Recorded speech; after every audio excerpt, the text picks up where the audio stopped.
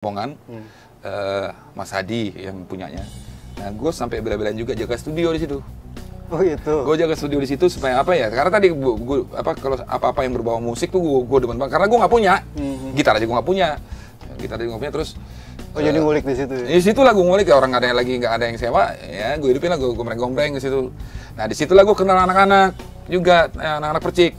Oh iya. Kan mereka latihan di situ, dia ya. latihan di situ, terus mulailah tuh ada gitaris nggak mas, katanya. Oh ini suruh main gitaris, ya gitu-gitulah. Termasuk sama Eki Lamo juga, tuh gue kenal di situ juga kan. Kan satu band sama Mas Hadi kan ya. dulu ya. Di situ dia di Pink Panther, Osa juga, Osa juga di situ. Iya. Zeppelin kan? Zeppelin mereka. Kalau mereka latihan dulu Eki, Mas Hadi, Osa tuh gue ngintip gitu deh. Mas Hadi mainin apa sih? Gila. Apa proyek yang pertama dikerjakan setelah bersih lah gitu? Gue bikin studio di Palu. Iya, Palu itu. Jadi waktu itu daerah Pelumpang ya. Jadi gue nggak mikir jauh lagi, apa yang penting. Kenapa bisa ke itu ganti lingkungan. Oh gitu ya. Memang jadi, sengaja pengen gitu ya? Enggak, kebenaran ada Jaka drummer. Dia memang anak sana, jadi mulai kebawa ke lingkungan sana. Ya sekalian gue pikir ganti lingkungan. Lingkungan kerja udah. Iya, baru semua. Terus ya di situ lah gue mulai bikin studio baru. Dan bikin BIP di sana. Iya, di situlah mulai. Jadi studio dulu ada, baru pelan-pelan kita jadi ngerapin yang udah susah, orang udah banyak kecewa sama gue. Iya. Tapi baliknya cepat juga ya, karena biar di luar BIP kan lu tetap garap-garap banyak kan. Iya. Tetap garap project-project lain ya. Iya, Siapa aja? Kotak termasuk kan? Kotak termasuk. BCL, Agnes. Agnes juga ya? Agnes juga, terus ya banyak lah tadi. Ya mungkin yang diuntungkan dari seorang Pai adalah bukan hanya gitaris. Pai ini seorang arranger, produser ya. Jadi tadi kalau dibilang yang support lo label-label ya karena dibutuhkan lo untuk tahu, mungkin. Ya untuk penyanyi-penyanyi itu kan. Iya. Ya, mungkin dia tahu gue sebelum make kali ya. Iya. Ini anak hancur kan. Ya terus di Palu, terus bersamaan dengan itu kan lu bikin BIP, lu ke studio, Indra juga mastering kan, mixing mastering ya. Jadi klop jadinya ya. Oh, BIP masih jalan sampai sekarang? Masih, cuman ya tadi ya semuanya punya kesibukan sendiri ya. Tapi terus di yang terakhir gue denger kan ada BIP, ada General Maya, itu bedanya apa tuh? General Maya gue bertiga doang ya, project aja. Oh penyanyinya beda? Penyanyi ada 3 ya penyanyi yang David Naif, terus Roy. Iya. Oh, keren-keren itu sebenarnya. Nah terus sejak mulai studio udah mulai main gitar lagi dong, artinya kan karena basicnya kan gitar tetap kan.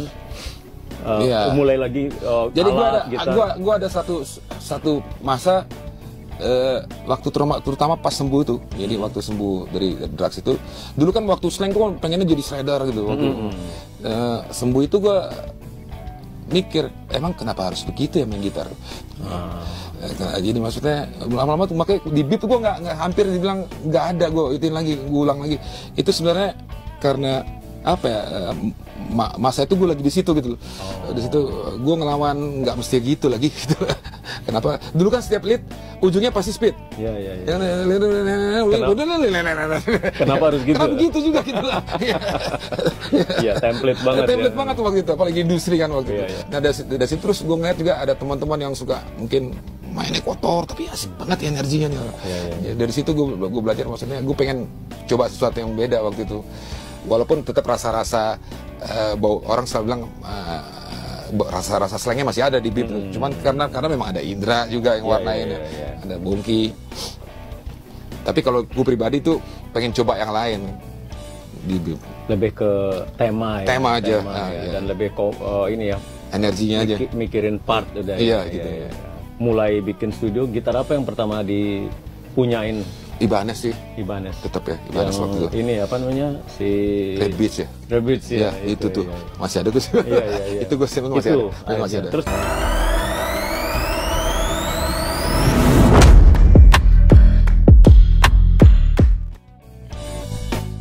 musikus Pai Burman kembali menceritakan kisah dirinya dipecat oleh Bim Bim dari Slang. Hal ini diungkapkan Pai Bip di podcast Ferdi Elemen. Pai pun mengungkapkan sampai saat ini dirinya masih menyimpan surat pemecatannya dari Slang tersebut. Yang menarik, Pai menuturkan yang menyarankan dirinya dan Indra dipecat dari Slang adalah Bongki. Belakangan, Bongki pun dipecat juga oleh Bim Bim dari Slank. Dipecat dari Slank menjadi titik terendah dari karir musik Pay. Dirinya juga banyak di blacklist industri musik. Dan di industri tadi rekaman pun gue banyak akhirnya nggak percaya. Gue kan akhirnya ngerjain proyek, DP gue ambil, ya kan? Proyek yang gue kelarin waktu itu. Jadi blacklist semuanya kayak gue. Jadi itu titik paling gelapnya gue.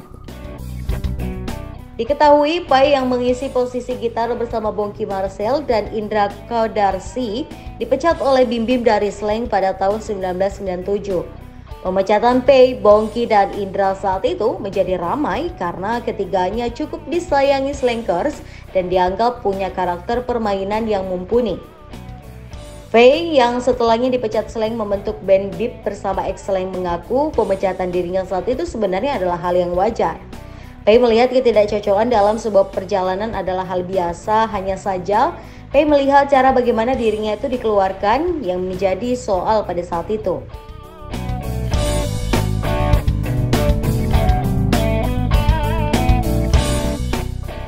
Pai melihat pada saat itu baik dirinya dan Bim tidak pernah menduduk bareng sebelumnya untuk membahas hal-hal yang dirasa tidak sesuai.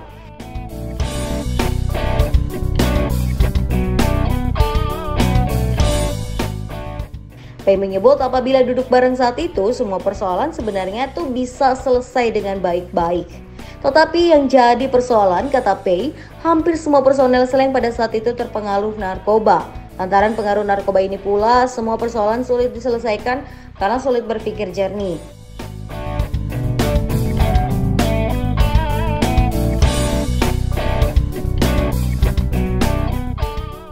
Adapun Pai sendiri juga merupakan personel Slank yang ada di formasi 13 bersama Bim Bim, Kakak, Bongki, dan Indra.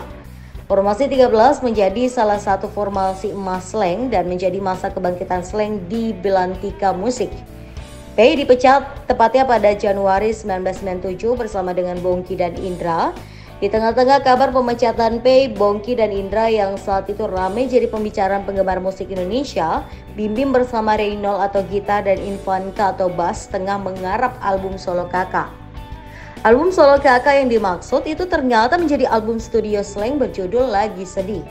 Setelah dipecat, Pai sempat bergabung dengan The Flowers, lalu Ahmad Band besutan Ahmad Dhani itu sampai akhirnya membentuk Bip yang berisi Bongki, Pai, dan Indra.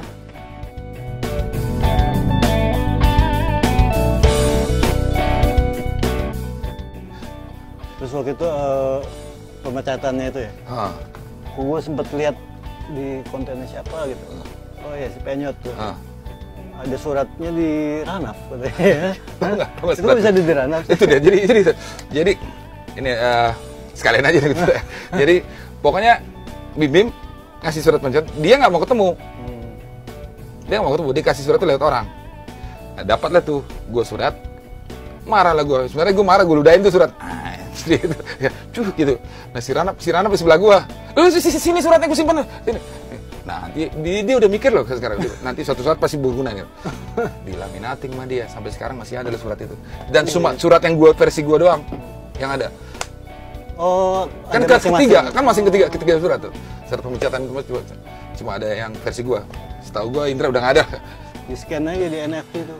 Ada. Nah itu kita harus ngomong Marana tuh. Sharing lah. Oh gitu, yang lo doang. Yang gue doang, tinggal sisa. Itu kan di rumah almarhum Mario. Jadi dia emang mau nyimpen dari dulu. Emang mau nyimpen dia. Pegang deh gitu. DP-nya.